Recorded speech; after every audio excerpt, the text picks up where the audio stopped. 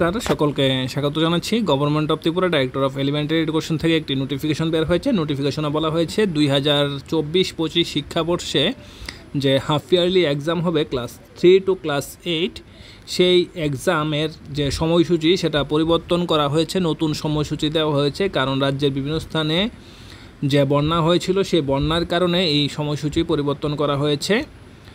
এখন নতুন যে ডেট সেই ডেটগুলো হলো 22-10-2024। এটা অঙ্ক পরীক্ষা হবে ক্লাস 3, 4, 5 9টা থেকে হবে, 12টার সময় শেষ হবে এবং 6, 7, 8 হবে 12টা 30 থেকে 3টা 30 পর্যন্ত।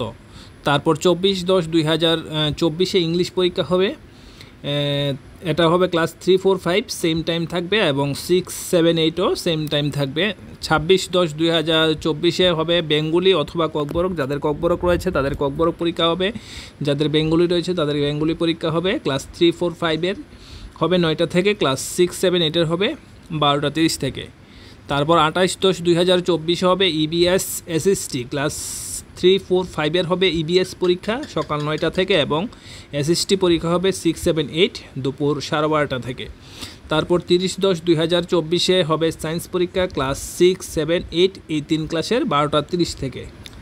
এবং এই জায়গায় বলা হয়েছে যে শনিবার হওয়াতে 26-10-2024 এটা বিদ্যাজ্যোতি স্কুল বন্ধ, কিন্তু ওই দিন পরীক্ষা থাকার কারণে বিদ্যাজ্যোতি স্কুল কিন্তু বন্ধ থাকবে না। অর্থাৎ এই যে রুটিন সেটা কিন্তু বিদ্যাজ্যোতি, নন বিদ্যাজ্যোতি সব স্কুলের জন্য, ত্রিপুরা রাজ্যে যত স্কুল রয়েছে সব স্কুলের জন্যই কিন্তু এই রুটিন হবে।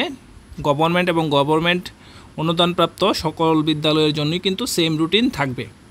ভিডিওটি যাদের ক্লাস 3 to 5 পড়াশোনা করছে তাদের সঙ্গে একটু শেয়ার করে দেবে। ভিডিওটি দেখার জন্য অসংখ্য ধন্যবাদ।